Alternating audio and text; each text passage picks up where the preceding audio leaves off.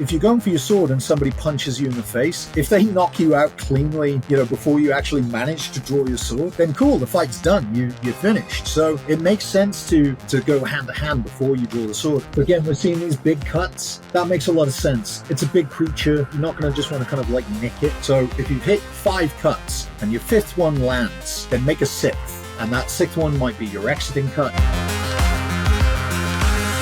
I'm Jordan, a teacher and practitioner of historical European martial arts, and today we're going to be looking at The Witcher 3. All right, straight into it with a combat roll. I love The Witcher. It's a great game. I hate swords on the back. I hate it. I know that this is something that a lot of people who are into swordsmanship are already aware of, but wearing your swords on your back is the worst thing in the world, because if you're just trying to walk through a door frame, having your sword on your back is really annoying. He's doing like spinning cuts. It'd be interesting if there were like multiple styles, one for fighting one-on-one, one for fighting multiple people, and then one for fighting monsters, or popping out the little mini crossbow. I mean, I would if I could get away with it. Most tournaments frown on it, but why not? Single-handed cuts are not as powerful as two-handed cuts. You don't have as much influence on the blade, but what you do have is the reach. So that's cool to see.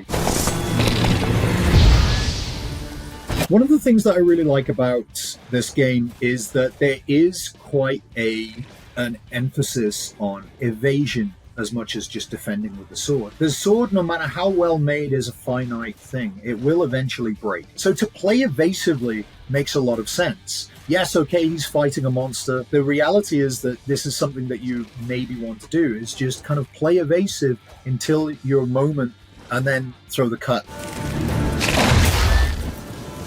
I really like Geralt's swords. The design of them is very simple. The quillons of the Witcher sword in that V shape, particularly good for catching the opponent's blade. Of lightning, heavy drops from lead. One thing about their clothing that's quite interesting is that it's not bad. So I know obviously this is set in not medieval Europe, these kind of mantles to keep the rain off. You see that he's wearing something that looks kind of like a doublet. The ruff as well. All of these things are things that needed to be considered in combat. The ruffs were something that, despite the fact that it wasn't their design to do so, did kind of protect the neck. If somebody were to slash at you while you were wearing a thick hoodie, the hoodie wouldn't offer you enormous protection, nearly as much as like steel armor. It would offer you some protection compared to like bare skin. So that we're seeing this is quite interesting. It would be cool if that changed again the dynamic of the fighting, and maybe that kind of explained why these big cuts exist. It's this sort of like, well, okay, I know I can't cut you, but maybe I can use my sword to like break your clavicle through all of this getup that you're wearing. Stress. Repression! Attack the system's lackey! The fact that he leads with a punch, I mean, why not? If you're going for your sword and somebody punches you in the face, if they knock you out cleanly, before you actually manage to draw your sword, then cool, the fight's done. You're finished. So it makes sense to go hand to hand before you draw the sword. And in fact, a lot of the sources have hand-to-hand combat stuff in them. So again, playing that evasive game, that makes sense against a stronger opponent or multiple opponents. You're going to want to create space for yourself, hopefully string them out a little bit so that you can fight one at a time rather than 3 at once. There's a master who said there's always one more cut to make. So if you've hit 5 cuts and your 5th one lands, then make a 6th. And that 6th one might be your exiting cut, but there's always an additional cut to be made. Maybe they partially parry it. Maybe they parry it completely. He moves on to the next opening. So it's good to see this kind of thing. Geralt would absolutely carve through somebody who wasn't wearing that much armor. Kind of long swords that he's using, assuming that they're sharp, which, obviously they are, they would absolutely make mincemeat of the people that he's facing.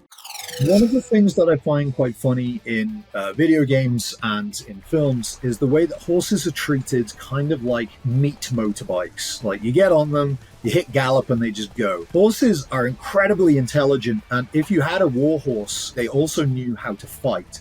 And by that, I mean, not only did they know how to charge, but they knew that in certain situations against multiple opponents, again, they would wheel so that the rider could hit as many people as possible. And in some cases, they were smart enough to bite other riders' horses. Oh, he cut that guy fully in half. Yeah, why not? But it's nice to see those parrying actions having an effect, because somebody who does overcommit to a cut, when they meet somebody who's got very good body mechanics and is just kind of strong in their cover, they are going to leave themselves open.